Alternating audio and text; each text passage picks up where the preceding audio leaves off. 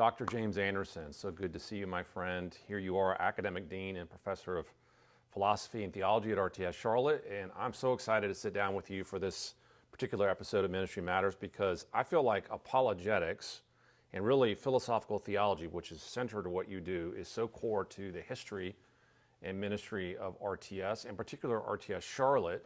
And I want to get to all that. Before we do, though, I want our listeners just to get to know you a little bit better. Tell us a little bit about you and your family and how long you've been at RTS. Okay, so as people probably know already, and maybe you can tell from my accent, I'm not from North Carolina, not from South Carolina, not from any Carolina. You had lots of time to pick up a Southern accent. You've not done it yet. Well, I used to speak to my kids. They're the ones who picked up the accents. True. But yeah, so we've been in Charlotte for nearly 16 years now.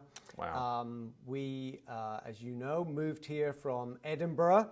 I'm actually English by birth, but lived for 23 years in Scotland. My wife, Scottish, born and bred. My first two kids, two daughters, were born in Edinburgh. So spent a large part of our life in Scotland, but then through various, providential events and a sense of calling, ended up here in Charlotte serving with RTS. Well, a lot of people may not realize just watching this video that you and I go back together to Edinburgh days.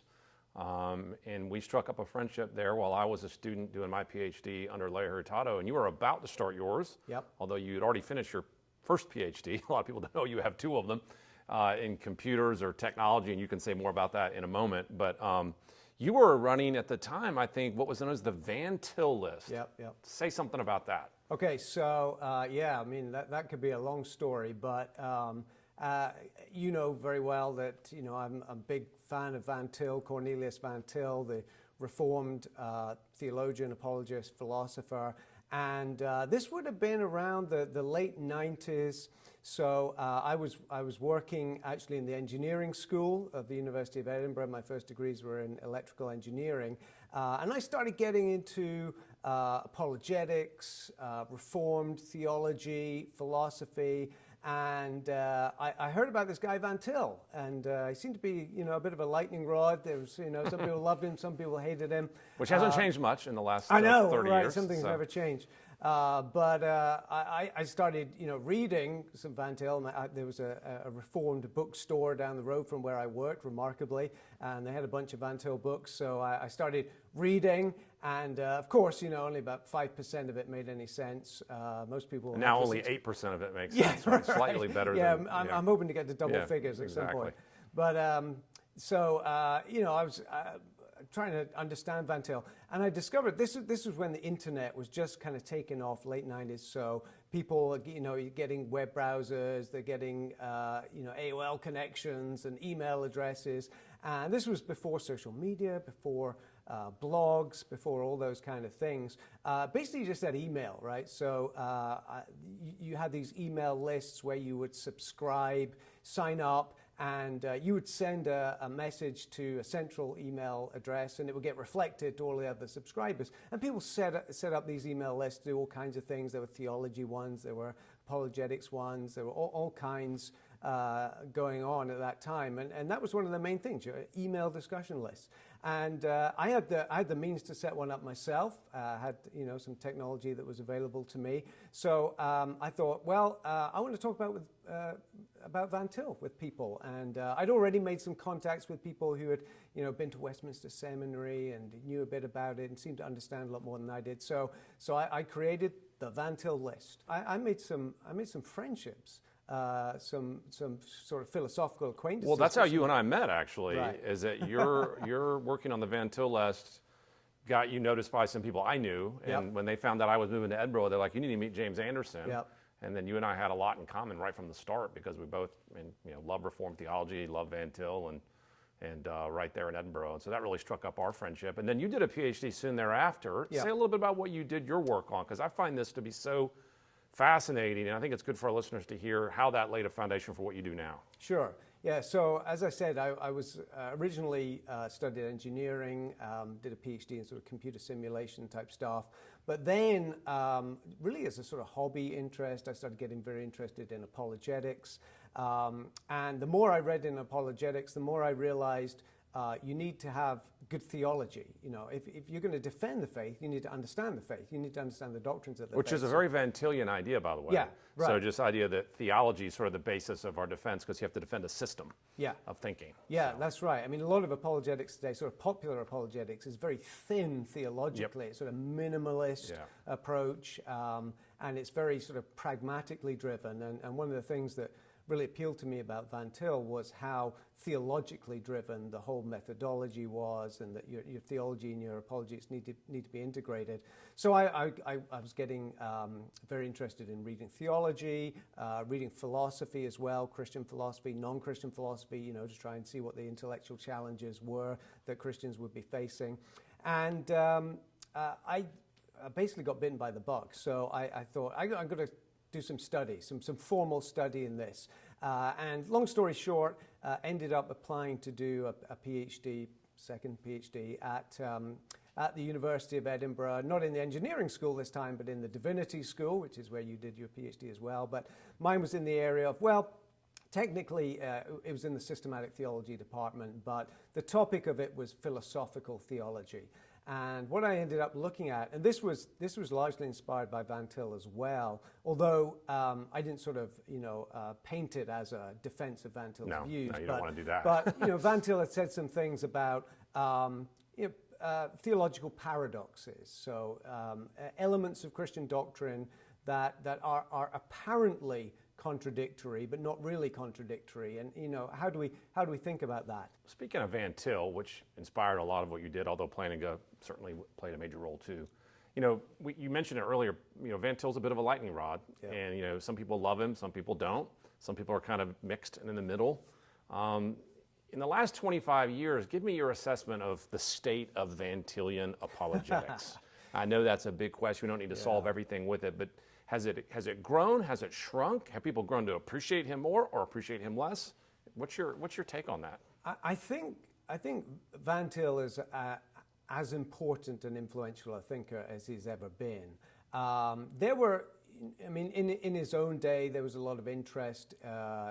He stirred up a lot of debate in the sort of evangelical and reformed world about his approach. And then he had some, quite brilliant students who went on to become, very important figures in apologetics as well. Think of John Frame, of course, Greg Barnson, Scott Oliphant, William Edgar.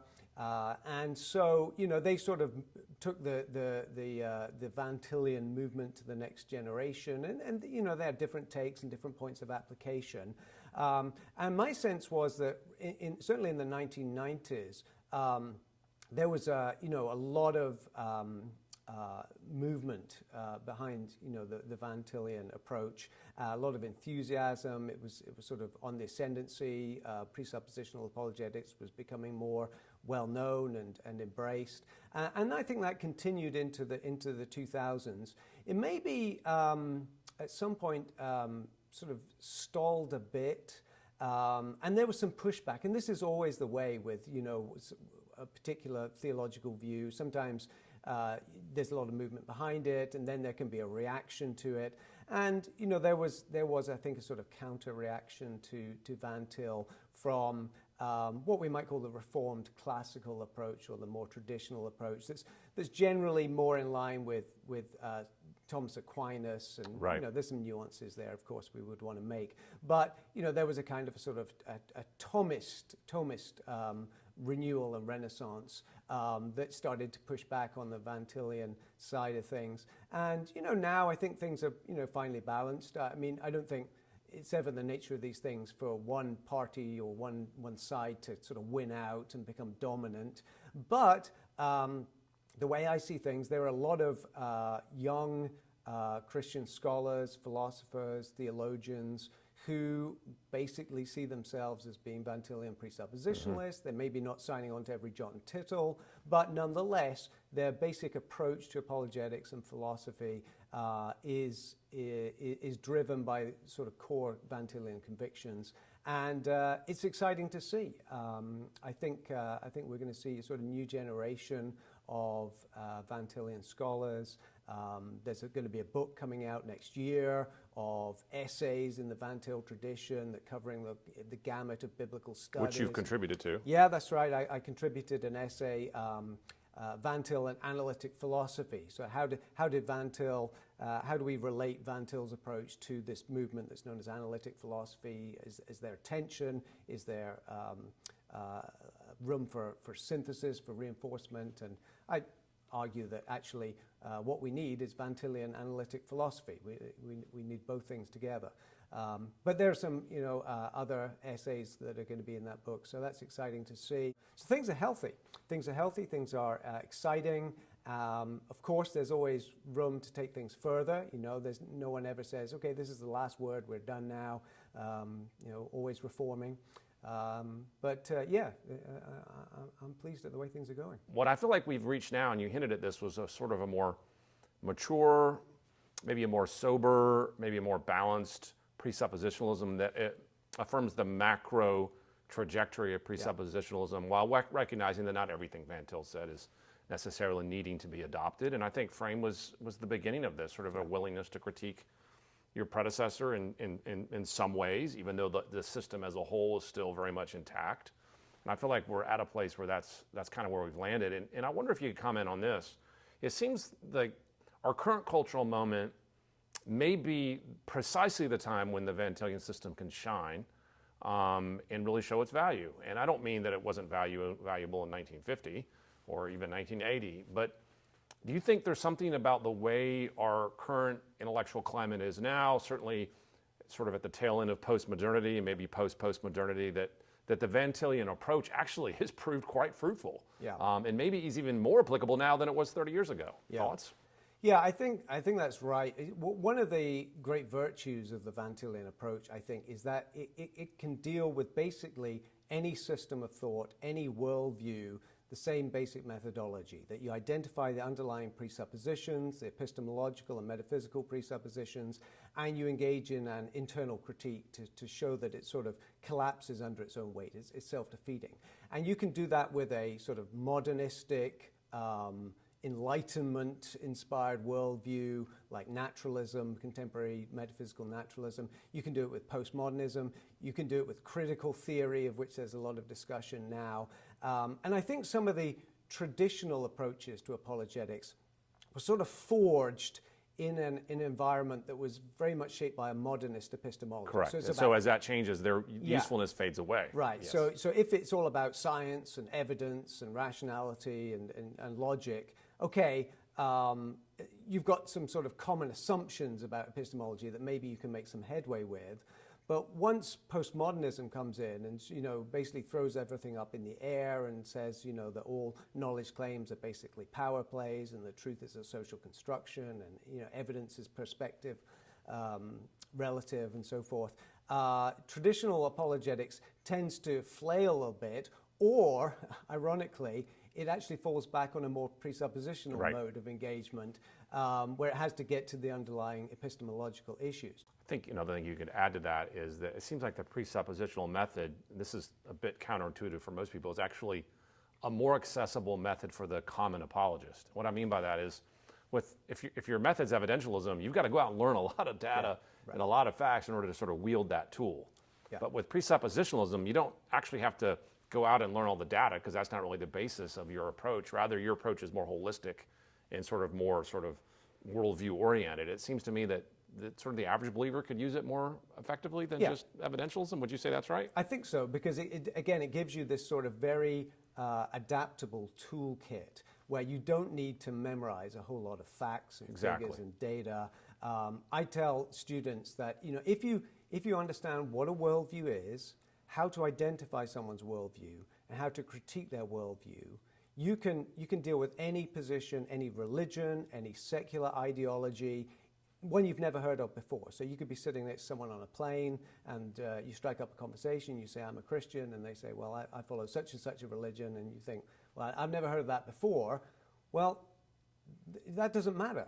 or what you need to do is sort of ask questions about, well, tell me about your religion. What does it believe about ultimate reality? What does it believe about God? What does it believe about the nature of human beings, where we came from, and so forth? And once you have the outlines of their worldview and you contrast it with the Christian worldview, you're in a strong position to be able to say, well, look, the Christian worldview can make sense of things in a way that your religion's worldview cannot, or your secular ideology's worldview cannot.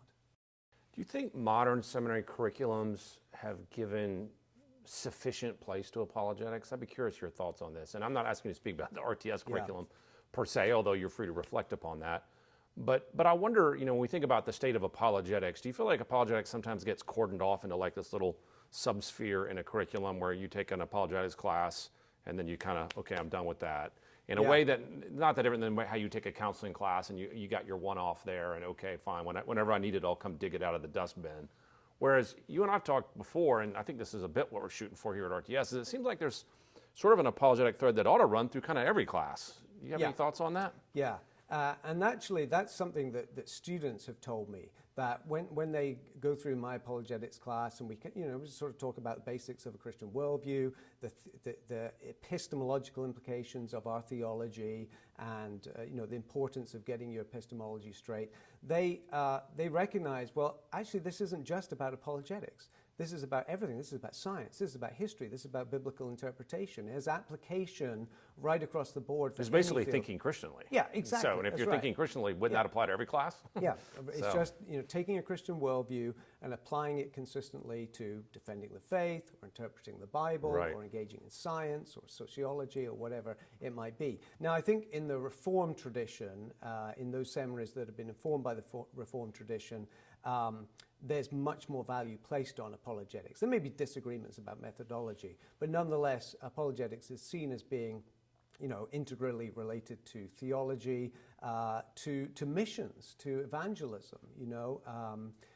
In an increasingly post-Christian culture, evangelism doesn't get very far without bringing in some apologetics, defending the faith. Yeah, to sound a little like John Frame's perspectivalism here, I think you could say at one level that all of seminary is apologetics. Yeah. And by that I mean that you're always trying to put forward the Christian worldview as the most persuasive, compelling worldview. And you do that in apologetics, but you do that in evangelism, like you said, but you also do that in preaching. Yep. One of the things I've said over the last number of years that we've lost an element of preaching is the art of persuasion in preaching, that you're trying to convince. Right. And not just convince non-Christians, but actually remind Christians why they believe what they believe, which means that good preaching is a persuasive exercise where you remind people that this is the most coherent worldview out there and there's reasons to follow it and give your life to it.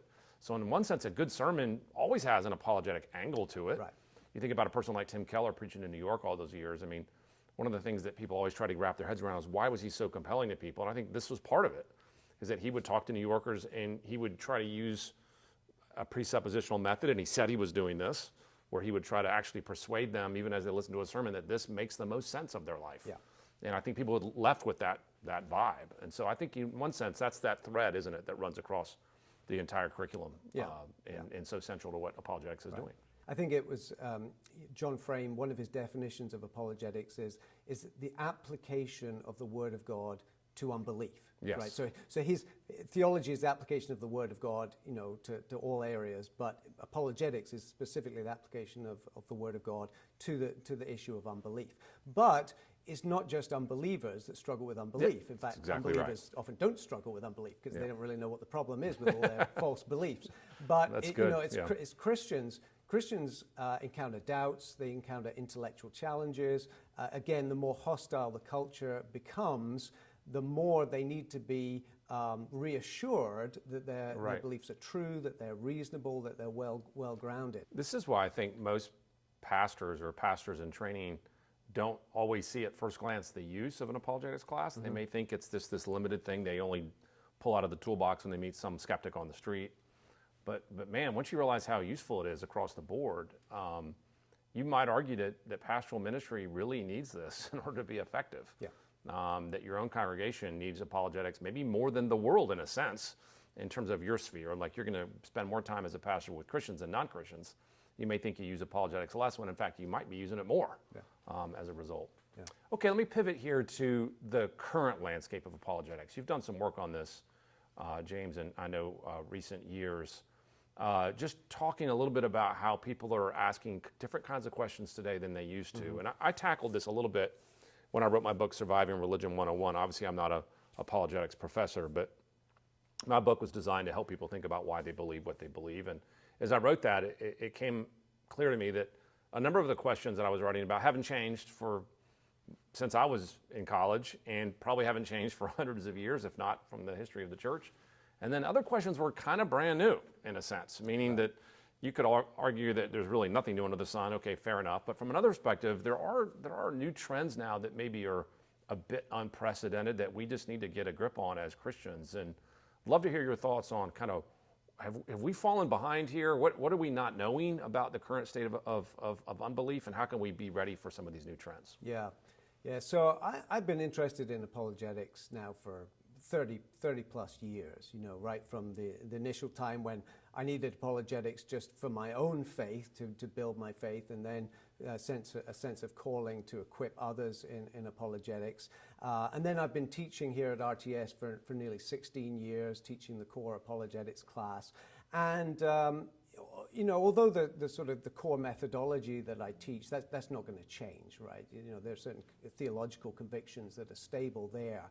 I did get a growing sense that the kinds of apologetic issues that our graduates were encountering, particularly those, and we have a number, of course, who are ministering on college campuses or in college towns, that maybe the emphases had shifted, and that there were some of the apologetics challenges that were prominent 15, 20 years ago are not quite so prominent now.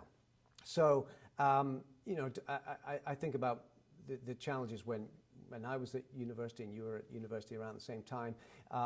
They were mainly sort of evidential challenges. The creation-evolution debate was really raging at that time. The intelligent design movement was sort of just in its heyday, and there was a lot of debate about this sort of scientific evidences for and against the Christian faith. The resurrection, the historicity of the resurrection, was there enough evidence to believe in that? The problem of evil and suffering was, this is a perennial issue, but it was very much on one of the common issues that would be cited for unbelief. But a lot of it was sort of science-based, evidence-based, the rationality, logical objections, and so forth.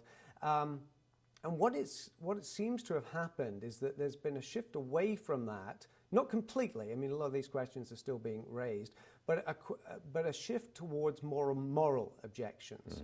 And really, I think a pivot point was what has been called the new atheist movement. So really, 9/11 was the trigger for this. Right, so that kind of was a life event that really started that whole new trend, right? Right. So 9/11, the attacks on New York, really brought the issue of radical Islamic terrorism, into the news cycle in a new way, because this was on the American mainland.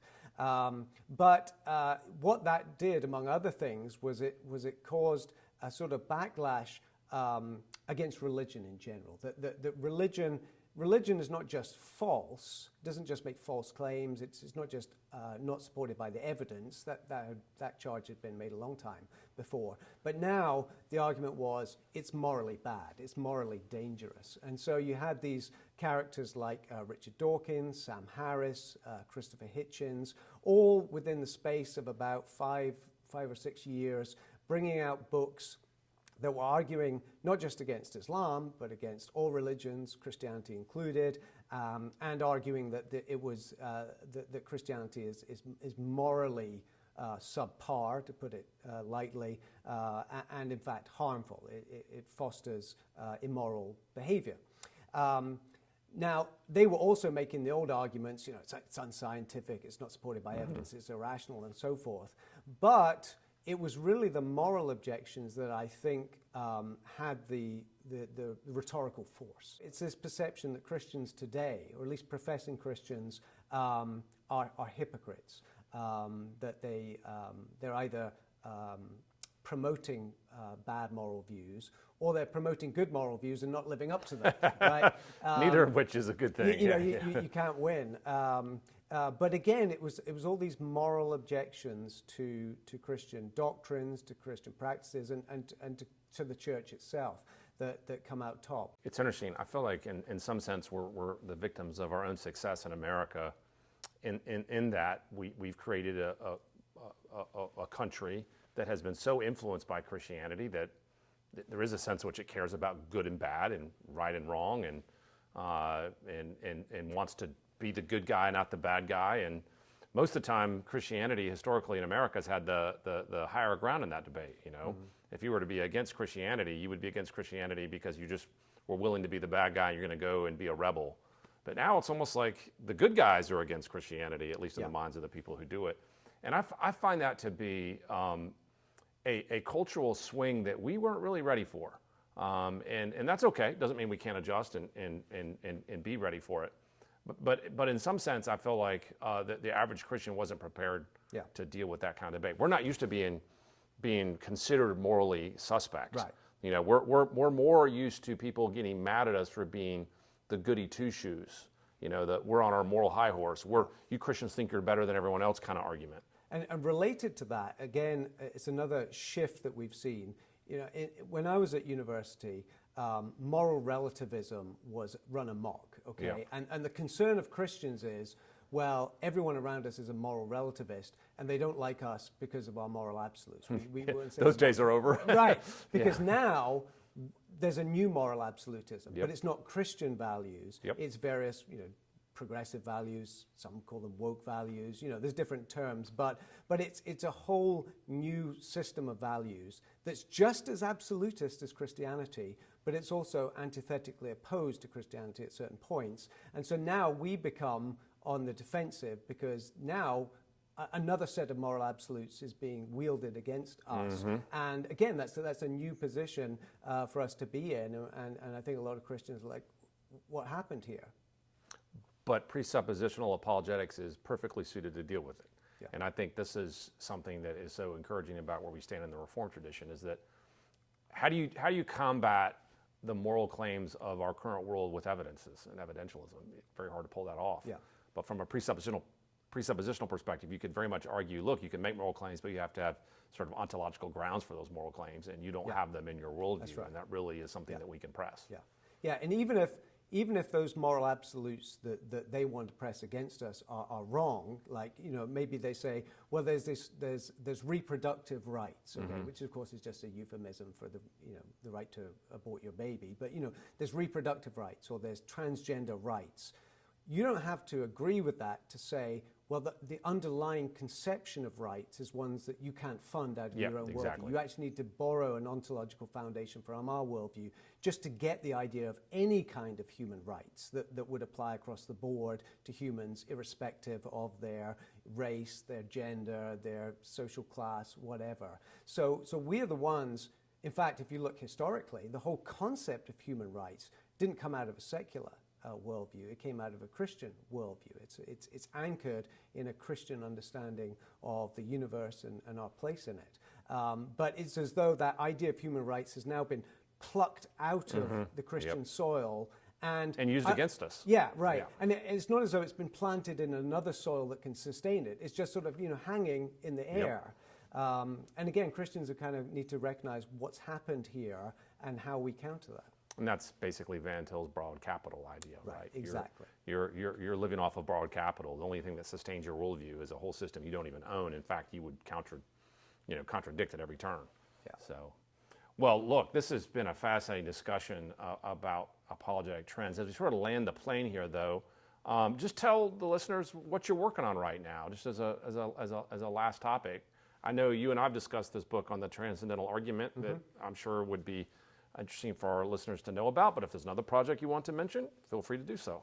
Well, the main thing that I'm working on, as you know, is going to be a fairly substantive monograph fairly technical, but I hope it'll still be accessible to non-specialists, because I want it to serve the church, not just engage in the academic level. But it's a book on Van Til's what he called the transcendental argument, which is the sort of the core presuppositional argument to the effect that reason itself depends on the existence of God, not just any God, the God of the Bible. So, and there are different ways that you can actually parse out that argument, but what I'm doing in the book is sort of going back to the primary sources of what Van Til actually says about that, trying to navigate some sort of interpretational issues. What did he mean when he talked about the transcendental argument?